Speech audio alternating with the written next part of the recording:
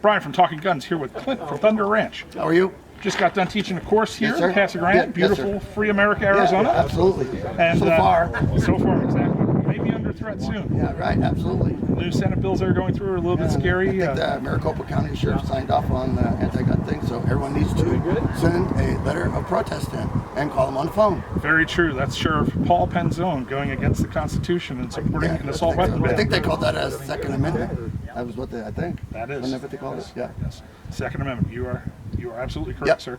So, want to get your feel of what your thoughts are on what's been going on around the country with that same subject. Well, the deal with it is I try to not get political and stay out of it, and I've had a lot of people kind of get at me sideways. Hey, you need to speak. The best thing I can do, I'm whatever that is in the NRA, like an endowment, something. Give them a bunch of money and they give you a card, okay? So I got it, and I think the absolutely best thing that I can do for what's going on around the country in the Second Amendment is exactly what I did here today. Where you are right now is the world's fastest draw. Don't forget, when in doubt, get it out. You can always say you're sorry. I can teach more people to be competent and safe with firearms, okay? So I've asked to be, for example, the Republican county council, whatever. Personally, I'm not really that wild about politicians as a whole. I think if we all want to vote on something instead of voting on an assault ban, I think we need to vote on term limits. Okay, I think that's critical. We should be in for like 4 years and then get out. I don't think the founding fathers decided that these people would be career politicians, and I don't think that people who are like multi-millionaire billionaires, okay, like Bloomberg, okay, should be able to affect elections by being able to pour so much money on that they just buy the thing. So, I try not to be political. I understand what's going on. We know about Virginia, and we know a lot of states are just standing on the sidelines waiting for something to happen there so that they can follow it.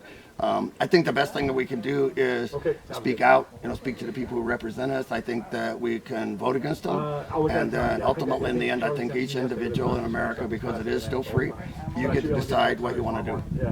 I'm 70 years old. I spent, 2 tours in Vietnam as a cop for 10 years. I've had my own business paying my own way since '83. I haven't robbed a bank. I haven't done shit that's wrong. And then all of a sudden, some guy can sign a letter and says that I can no longer have the rifle that I used in Vietnam, okay, to defend in theory our country, even though we know historically that's not exactly a true statement, but we won't go there, okay? We'll just simply say, if I was good enough when I was 18, I think I'm good enough when I'm 70.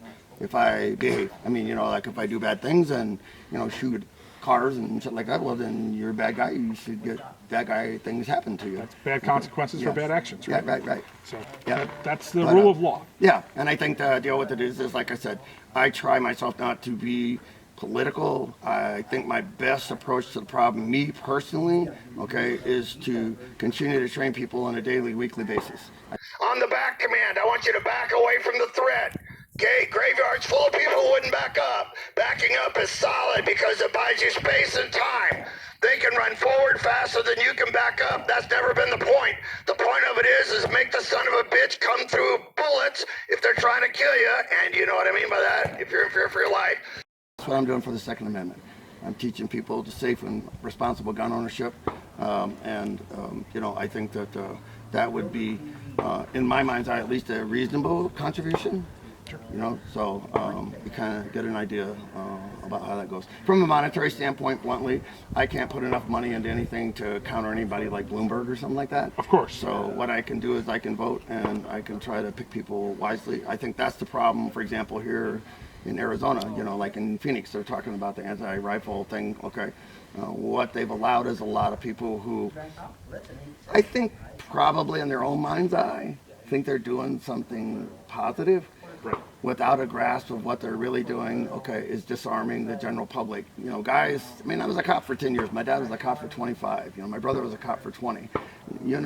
Bad guys are always going to do bad things, and they're going to find ways to do it, okay? Doesn't matter if it's with a rifle or a hammer. Right, yeah. So, bad people are bad people, so if you really want to work on something, in my mind's eye, work on mental health issues, okay? You know, making sure that if you want to have a red flag law, make sure that there's a caveat in there that people who are just in a bad situation, maybe going through a bad divorce, they're not hammered for something that's not really true. Sure. So we should just check on something before we hammer a guy. You know what I mean? Yeah, if he's been arrested 6 times before, 2 times for assault, 3 times for robbery, well then, yeah, this guy doesn't. Yeah, I got it. Right. It's important to understand the details because every circumstance is different. But it's like you and me, we're basically being responsible. Then I don't understand why. Well, I understand, but I don't believe in, nor will I support, nor will I necessarily subjugate myself to rules that I know are not correct ones. There's the law of nature, and that law is I can defend myself and my family. So I'm going to do that. While you're stepping, I want you to engage the target in the middle. Some of you have a unique definition for what the center of the fucking target is. If they're dumb enough to stand in the open, you should be smart enough to shoot them in the center. What are your thoughts on police officers and others in law enforcement, sheriffs, state troopers, that kind of thing, going against the Second Amendment and doing... I think that's a prerogative. Why, when I give a guy a job like law enforcement, do I have to take away his ability to think, okay, and have a choice? Now, if it's like in the case of the sheriff, he's elected by the people of the county, Maricopa County, that he represents. Is he representing the county? Question mark. Or is he representing his own political interests? Okay, so that does he have another $100,000 in his checking account, like offshore in the Caymans now after he signed off on that? I didn't say he did, but you get my point. Right. Okay, but I think why would I not allow them opinion? I allow priest opinion. Okay, I allow doctors' opinions, and each one of them are going to have an opinion that's appropriate to their line of work so that it's beneficial to their line of work. In other words, if I was an airlines guy, I'd want to actually regulate or deregulate airlines to make it so that I made a lot of money. It's about money, okay? It's just that's what all politics is about when it gets to the nitty-gritty of it. Which is why the term limits is such a really important issue. I mean, if we wanted to do something, I think that's the deal. But I don't think that police officers should be denied the ability to have their opinion. But I think when they're on the job and they're basically working, for people, and police officers are taxpayers too, okay? But I don't think that they're, should have anti-gun stickers on the freaking car that I paid for.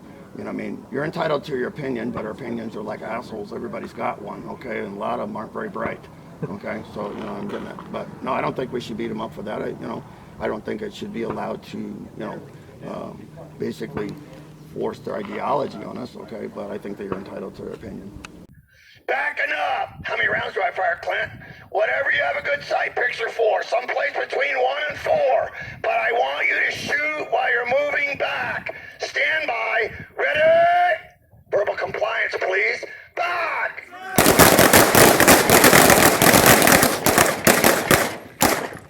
Good. Back up to the sidewalk. My other question for you is, what do you think about the new generation of shooters that are out with the holographic weapon sights, the electronic sights on the pistols? That seems to be the trendy thing. What is your take on that, and do you think that that's helpful or more of a hindrance? So I think you should put anything on a firearm that solves a problem for exists. So for example, if I was a police officer, I would want a rifle. I may want a dot or not want a dot. I definitely would want a white light so I'm sure what I'm shooting at. I would say the same for private owners, okay? If I have a handgun or a rifle that I'm using in shotgun for home defense, I think you should have a white light on it, okay, so you can see what's going on. As far as technology, okay, a lot of the technology is still new. As far as TV screens and stuff like that, I think it's awesome. But being the old guy that I am and being 70, I won't be able to see the Photon torpedoes come into the world because I'll be gone. But I think ultimately in the end, there'll be cockroaches, coyotes, and iron sights. All that shit will take a shit eventually, okay? And I could be wrong. I've been wrong about other things, but a lot of times I'm right about shit too. And it may take a while, it may be 50 years, maybe 100 years, maybe whatever, okay? But sooner or later, all that shit generates and needs power, okay? So if you don't have a power source, then what's the deal, okay? Bend in your elbows. If you're fucking tired, go to the gym, okay? Every time you bend your elbows, okay, you unplug shit. Look, watch my feet. If you back up like this, your body weight is in your ass, and you're gonna trip and fall on a curb, a crack, a cat toy, some slippery shit, okay? They already can outrun you, we agree, right? But you need to step distance, platform, distance, platform, distance, platform, right? Cool, good, go to the front walk, go to ready. Very good. So what is your advice for someone just getting into the game, just getting into shooting, totally new, just bought their first gun, where's the first thing they should be looking to spend their money on? I don't know about money. I think they should think about where's the first place that they're going to have this piece of equipment that they're going to get. Where can they put it safely so that it's not got access to by unauthorized people, whether it be their children or somebody who broke into their house. So I think if you want to spend money up front, I think you should secure your platforms that you decide that you want to get. After that, okay, money is not going to solve or buy skill.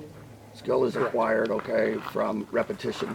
So like, you know, if a guy goes, hey, and we discuss this on a regular basis, we laugh about it, okay, we have our jokes, okay, but, you know, a guy goes, hey, do I need a $5,000, $3,000 pistol? I don't know. Most people, if you called me on the phone and I didn't know who you were and you go, I'm going to buy my pistol for the first time, okay, and I don't know anything about guns and what gun should I get, and I would go buy a Glock 19.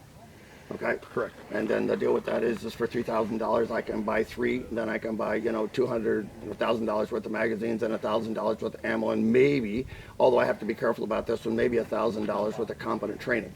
And the reason I'm careful about training is because if I say anything about training, then people manipulate that into the fact that I'm saying that, so people have to train with me. And so, like, I don't teach concealed carry in Oregon, so I have no crossovers in my world. Okay. Sure. You know, I train the people who come to me, and then I don't try to sell training to people. If you want to come to me, you come to me. I don't come to you. I already got a job, okay? But you can see how that could be construed and misrepresented. It's sort of like now we're back into term limits, okay? I'm doing shit that's beneficial to me, and so I don't think that's the proper way to approach it, but that's my own opinion and doesn't reflect the views of other people. Think about it. George Armstrong Custer should have backed the fuck up. Back up. Go to ready. Get the gun ready. Should be right below the bottom of the cardboard so you can see their hands. Their hands are the threat. On the back command, look over your shoulder. See the sidewalk here. That's a nominal 4 yards away. I want your ass back here. I want you to stay with your partners. I want you to start the first round in the pelvis, heaviest bone structure in the body. Then shoot anything else that gets in your way. Stand by, verbal compliance, witnesses on your side. Ready? Back!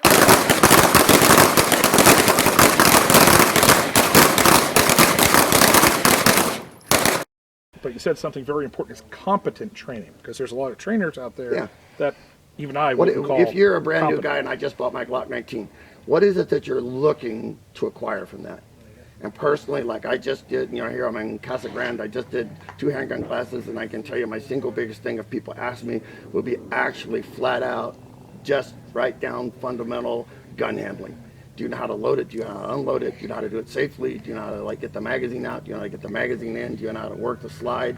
Okay, because possession doesn't equate to competency. The fundamentals. Right, fundamentals are gonna, you know, ultimately in the end, somebody's got to look at that bumpy thing, whether it's a TV screen and a dot or a sight, and someone's got to press the trigger, and the trigger can override everything you're doing in the sights. Very good. Yeah. Well said. Well, thank you very much. Yes, sir. I'll let you get out of here. I know Yes, you've sir. had a rough couple of days Oh, no, training it's out all here. good. That's all so good. thank you very much. It's been an honor. Yes, sir. And thank you. Appreciate more it. from Talking Guns and Thunder Ranch. Stay plugged in. Keep the gun plugged in. Go to ready. Go to ready. Get the gun out front. I'm tired. The guy you fight won't give a shit if you're tired. He won't care if your uterus dropped. He won't care if you have the flu. He's hoping you're out of ammo. Okay? You got to stay in this thing. Okay? Recover the holster.